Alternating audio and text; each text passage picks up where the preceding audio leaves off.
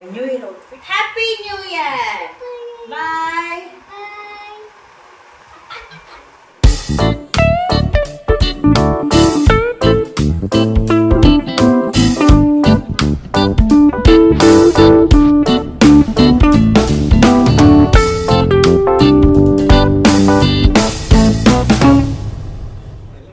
வணக்கம் நண்பர்களே, கேத்தீஸ் life style சேனலுக்கு உங்கள் அனைவரையும் அன்போடு வரவேற்கிறேன்.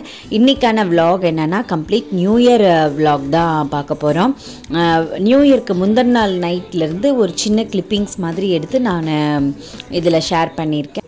நியூ இயர்க்கு முந்தின நாள் நைட்டு வந்து நாங்கள் லைட்டாக தான் டிஃபன் பண்ணேன். தக்காளி சட்னியும் இட்லியும் பண்ணிட்டேன். அந்த ரெசிபி வந்து சிம்பிளாக நான் ஷேர் பண்ணிக்கிறேன். எண்ணெய், கடுகு, சின்ன வெங்காயம் போட்டால் டேஸ்ட்டாக இருக்கும். அப்புறம் பச்சை மிளகாய், கருவேப்பிலை அந்த மாதிரியெல்லாம் போட்டு தக்காளி வந்து நல்லா ஓரளவுக்கு பொடி பொடியாக கட் பண்ணி போட்டுக்கோங்க. போட்டு வெறும் மிளகாய்த்தூள், மஞ்சத்தூள், உப்பு இது மட்டும் போட்டுட்டு நல்லா அது கொஞ்சம் நேரம் தண்ணியே விட வேண்டாம். தண்ணி விடாமல் நல்லா கொதிக்க வச்சுட்டு நல்லா மேஷ் பண்ணிட்டீங்கனாக்கா அந்த தக்காளியில் இருக்க தண்ணியிலேயே நல்லா அது வெந்துடும். அப்போ தான் நல்லா இருக்கும் அதோட டேஸ்ட்டு. நான் அந்த உருளைக்கிழங்கெல்லாம் மசிப்பாங்க இல்லையா, அந்த ஸ்மேஷர் வச்சே தான் இதை நான் வந்து மசித்தேன். நல்லாயிருக்கும், டேஸ்ட் நல்லாயிருக்கும். ரெண்டாவது கெடவே கெடாது. தண்ணி நான் ஒரு சொட்டு கூட இதில் விடவே இல்லை. இந்த சட்னி பார்த்திங்கன்னா இட்லி, தோசை, சப்பாத்தி இதுக்கெல்லாம் ரொம்ப சூப்பராக இருக்கும். சூடாக சாதம் செஞ்சால் கூட நம்ம அதில் பரட்டி சாப்பிட்றப்போ அவ்வளோ டேஸ்ட்டாக இருக்கும். டூர் போகிறப்பெல்லாம் கூட இதை எடுத்துகிட்டு போவாங்க. இதுக்கு அவ்வளோ சீக்கிரம் இது கெடவே கெடாது. என் பையனுக்கு இது ரொம்ப பிடிக்கும். அதனால் சரி இதே செஞ்சிடலாம் அப்படின்ட்டு செஞ்சேன். நைட்டு வெறும் இட்லி தான் பண்ணேன். அந்த பக்கம் வந்து ஒரு அடுப்பில் சட்னி, இன்னொரு அடுப்பில் இட்லி செஞ்சிட்டு இருந்தேன். அப்போ தானே சீக்கிரமாக ஜீரணம் ஆகிறதுக்கு, டைஜஸ்ட் ஆகிறதுக்கு நல்லாயிருக்கும். ஏன்னா நாங்கள் சர்ச்சுக்கு போயிட்டு அங்கே ரொம்ப நேரம் முழிச்சிட்ருக்கணும். ஒரு அட்லீஸ்ட் 1 o'clock வரைக்குமாவது முழிச்சிட்டு தான் இருப்போம். அதனால் சரி ஈஸியாக டைஜஸ்டிவ் ஃபுட்டாக பண்ணலான்னு சொல்லிட்டு பண்ணேன். அதுக்கப்புறம் இதில் பார்த்திங்கன்னா சின்னதாக என்னோடய மேக்கப் வீடியோலாம் ஷேர் பண்ணியிருப்பேன். ஆல்ரெடி நிறைய மேக்கப் வீடியோ ஒரு 4 வீடியோஸ் பக்கம்லாம் நான் போட்டிருப்பேன்.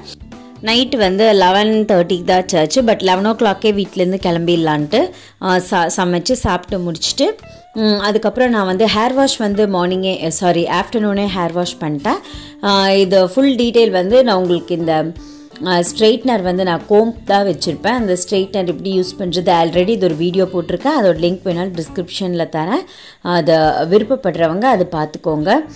நல்லாயிருக்கும். இதோட ரிவ்யூ ரொம்ப நல்லா இருந்துச்சு. அதுதான் நான் யூஸ் பண்ணி என்னோடய ஹேர் வந்து ஸ்ட்ரெயிட்டன் பண்ணிக்க. அது அடிக்கடி யூஸ் பண்ண மாட்டேன். ரொம்ப ரேண்டமாக நான் இதை யூஸ் பண்ணிக்குவேன். அதுக்கப்புறம் அந்த ஸ்ட்ரெயிட்னிங் எல்லாம் பண்ணி முடித்த பிறகு அது ரொம்ப ஸ்ட்ரெயிட்னிங்கும் பண்ண மாட்டேன். ஓரளவுக்கு எனக்கு அந்த ஸ்ட்ரெயிட்டாக ஹேர் வந்ததுமே நான் ஸ்டாப் பண்ணிக்குவேன். லாஸ்ட்டாக ஹேர் சீரம் போட்டாச்சு. அதுக்கப்புறம் வந்து கைக்கெல்லாம் வந்து நான் என்னோடய நிவ்யா இதுதான் போட்டிருக்கேன்,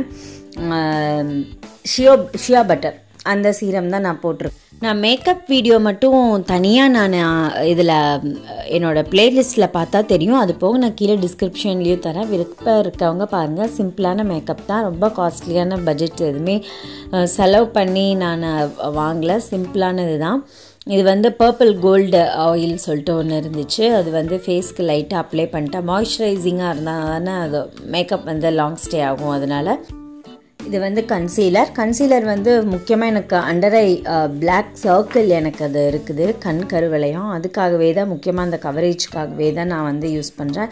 இதுவும் ரேண்டமாக தான் யூஸ் பண்ணுவேன், டெய்லி யூஸ் கிடையாது. கன்சீலர் போட்டுட்டு அதுக்கப்புறம் தான் மேக்கப்பே நான் ஸ்டார்ட் பண்ணேன்.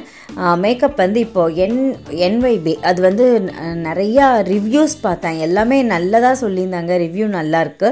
சரி ஒன்று வாங்கி பார்ப்போம். நம்ம யூஸ் பண்ணால் தானே நம்ம ஸ்கின்க்கு செட் ஆகுமா இல்லையாங்கிறது இருக்கும் இல்லையா. அதனால தான் நான் வந்து வாங்கினேன். பிங்க் டோபாஸ் நான் வாங்கினது உண்மையாலுமே நல்லாயிருக்கு. அதனுடைய ரிசல்ட் நல்லாயிருக்கு. ரொம்ப ரொம்ப அதிகமாகவும் காமிக்காமல், ரொம்ப கம்மியாகவும் இல்லாமல் மைல்டாக நம்ம ஸ்கின்க்கு ஏற்ற மாதிரியான, நீங்கள் ஒரு கோட்டிங் கொடுத்தீங்கன்னா நம்ம ஸ்கின்க்கு ஏற்ற மாதிரியான இதாக இருக்கும். அதுலேயே இருக்கும் டீப்பாக இந்த மாதிரி எல்லாம் இருக்கும். மைல்டாக போதுமா, டீப்பாக இருக்கணுமா, அந்த மாதிரியெல்லாம் உங்களுக்கு இருக்கும். அதுக்கு தகுந்த மாதிரி பார்த்து வாங்கிக்கோங்க. நான் வந்து காது, கழுத்து எல்லாமே சேர்ந்து லைட்டாக தான் போடுறதுனால அப்ளை பண்ணிவிடுவேன். என் பையன்கிட்ட பேசிகிட்டே இதெல்லாமே நான் மடமடன்னு நான் ரெடி ஆகிட்டேன். ஆல்ரெடி இதெல்லாமே நான் போட்ட மேக்கப் பண்ண வீடியோஸில் இருக்கிறதே தான் இப்போவும் நான் பண்ணியிருக்கேன். NYB அந்த க்ரீம் இருக்கு இல்லையா, பிங்க் டோபாஸ் இருக்கு இல்லையா, அது நான் போட்ட பிறகு ஸ்ட்ரோப் க்ரீம் அது போட்ட பிறகு லைட்டாக நான் வந்து ஃபவுண்டேஷன் மட்டும்தான் போட்டேன். வேறு எதுவுமே நான் அப்ளை பண்ணிக்கல. எகெயின் வந்து அந்த ரோஸ் பேக்கோ அது எதுவுமே நான் அப்ளை பண்ணிக்கல. அதோட அவ்வளோதான். லைட்டாக ஷிம்மரிங் கொடுக்கறதுக்காக வேண்டி அந்த நோஸ்க்கெல்லாம் நல்லா ஷிம்மரிங் கொடுத்தா நல்லாயிருக்கும் இல்லையா, அது போட்டேன். இப்போல்லாம் நான் வந்து ஐப்ரோ பென்சில் யூஸ் பண்ணுறதில்ல, அந்த பவுடர் யூஸ் பண்ணுறேன். ரியலி நல்லா இருக்குது, கேக் மாதிரி இருக்கும். 3 இது வரும், light brown, dark brown, black. அது நம்மளுக்கு எப்படி விருப்பமோ நம்ம ஐப்ரோக்கு தகுந்த மாதிரி நம்ம போட்டுக்கலாம். ஐ ஷேடோ எனக்கு லாங் டைம் இருக்கும்போது மட்டும்தான் இந்த மாதிரிலாம் நான் பண்ணுவேன். ஐ ஷேடோ வந்து என் ட்ரெஸ்ஸுக்கு ஏற்ற மாதிரி நான் லைட் க்ரீன் அண்ட் கோல்டன் கலரில் கொடுத்துட்டேன். அவ்வளோதான். இது வந்து லைட்டாக அந்த ஷிம்மரிங் கொடுக்கறதுக்காக இதெல்லாமே போட்டுட்டேன். வேறு எதுவும் இல்லை. லிப்ஸ்டிக் கூட ஸ்ட்ராபெரி ஃப்ளேவரில் லைட்டாக நான் டச் பண்ணிக்கிட்டேன். நல்லா மாய்ஸ்சரைசிங்காக இருக்கிறதுக்காக இது டபுள் இதாக இருக்கும், மாய்ஸ்சரைசிங்கும் இருக்கும், ஸ்ட்ராபெரியும் இருக்கும். அந்த இது போட்டாச்சு. அவ்வளோதான். இது வந்து ஜெல். நம்ம ரொம்ப மைல்டாக இருக்கும், light pink, light peach colour அந்த மாதிரி வந்துட்டு ரொம்ப மைல்டாக இருக்கும். அது மட்டும் நான் போட்டாச்சு. அவ்வளோதான். நீங்கள் ஃபைனலி எல்லா மேக்கப்பும் முடித்தது செட்டிங் ஸ்ப்ரே யூஸ் பண்ணி அது ஸ்ப்ரே பண்ணுறதுனாலும் பண்ணிக்கலாம். நான் அதெல்லாம் யூஸ் பண்ணிக்கல. எனக்கு போதும், லைட்டாக மேக்கப் பண்ணாலே லாங் லாஸ்டிங்காக இருக்கும், போதும். லைட்டாக காஜல் மட்டும் வச்சுக்கிட்டேன். வேறு எதுவும் நான் பெருசாக மேக்கப் பண்ணிக்கல. அதுக்கப்புறம் நம்ம ஹேர் வந்து எனக்கு நிறைய டிஃப்ரெண்ட்டாக அப்படியெல்லாம் சீவ தெரியாது, ரொம்ப மாடர்னாலாம் சீவ தெரியாது. என்னோடய ஃபேஸ்க்கு எது செட் ஆகுதோ அந்த மாதிரி நான் வந்து ஹேர் கோம் பண்ணிட்டேன்.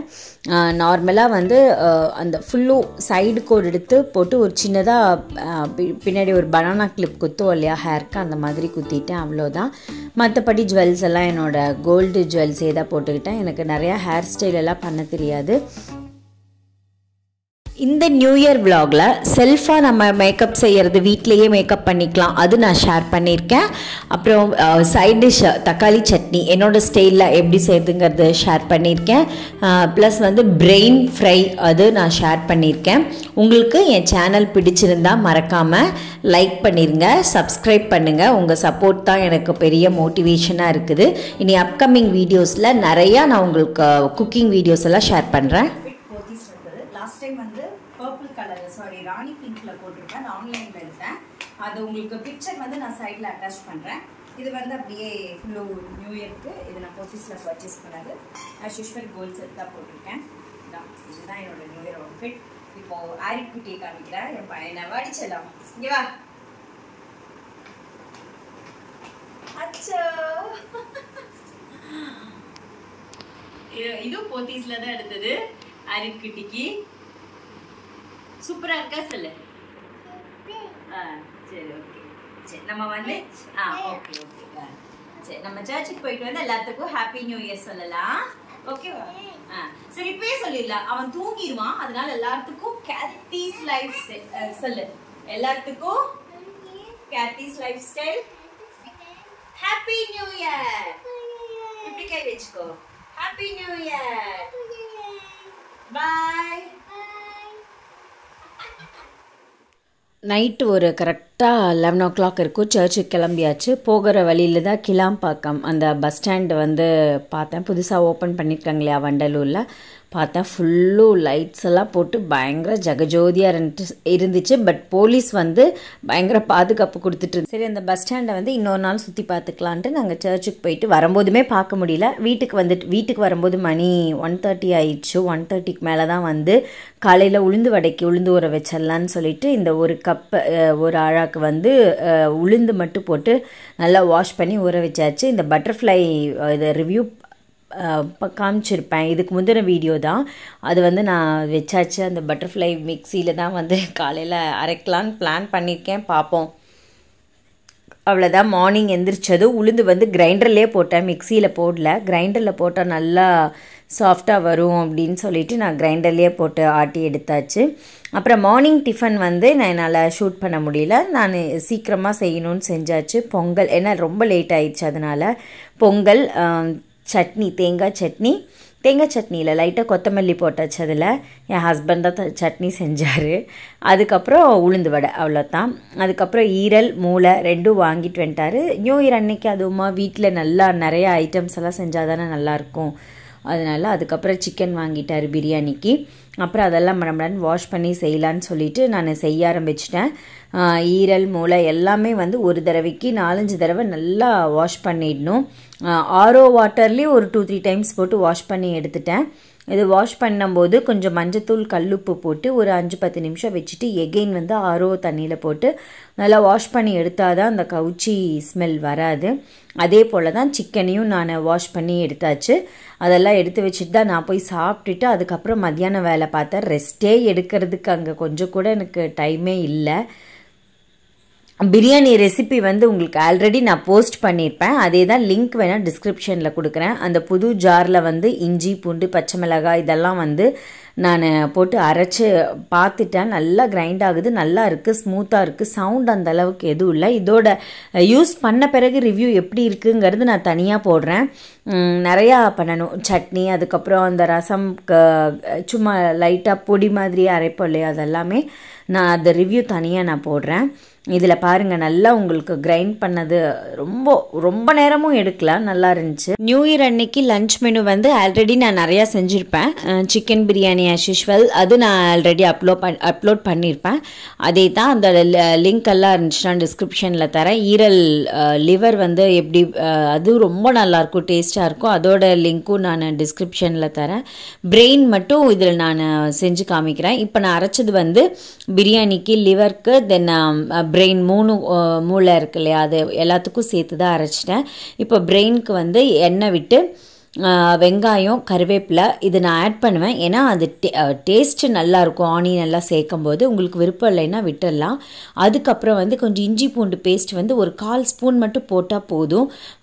அதுக்கப்புறம் வந்து மூளை வந்து நிறைய பேர் கட் பண்ணி பொடிச்சு அப்படியெல்லாம் போடுவாங்க. அப்படியெல்லாம் வேண்டாம். நல்லா வாஷ் பண்ணி எடுத்த பிறகு நல்லா இந்த மாதிரியே ஃபுல்லு போட்டுருங்க. உங்களுக்கு தன்னாப்பில் அதே சாஃப்டாக வந்து ரொம்ப பொடி மசா மாதிரி ஆனால் நல்லா இருக்காது. அங்கங்கே உங்களுக்கு கொஞ்சம் அந்த ரவுண்டாக இருக்கணும். பெருசாக இருந்தால் தான் அது நல்லாயிருக்கும்.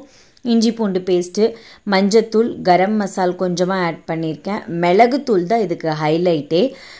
மிளகுத்தூள் மட்டும் நீங்கள் இதெல்லாம் 1/4 ஸ்பூன் போட்டிங்கன்னா மிளகுத்தூள் மட்டும் 3/4 ஸ்பூன் போடுங்க. வேறு எந்த காரமும் வேண்டாம். மிளகாத்தூளோ இது பச்சை மிளகாய் அது மாதிரிலாம் எதுவுமே போட வேண்டாம். இது மட்டும் போதும். அவ்வளோ டேஸ்ட்டாக இருக்கும்.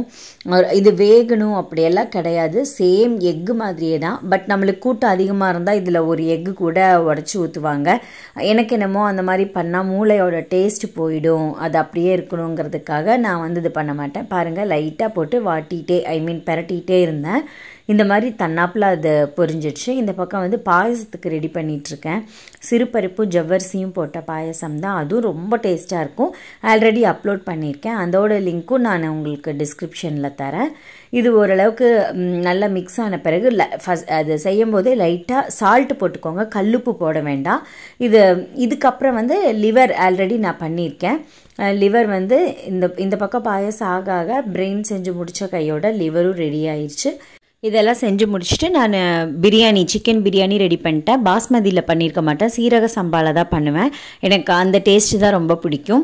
மதியானம் லஞ்சுக்கு பார்த்தீங்கன்னாக்கா சீரக சம்பாவில் செஞ்ச சிக்கன் பிரியாணி, தயிர் பச்சடி, அப்புறம் மூளை வறுவல், தென் ஈரல் வறுவல், அதுக்கப்புறம் சிறுபருப்பும் ஜவ்வரிசி போட்ட பாயாசம், தென் டெசர்ட்டுக்கு வந்து பனானா ஸ்லிட் பண்ணி வச்சுருக்கேன். அவ்வளோதான் நண்பர்களே. இதுதான் என் நியூ இயர் விளாக். இதோட முடியுது இந்த விளாக். அடுத்த காணொலியில் காண்கிறேன். நன்றி நண்பர்களே.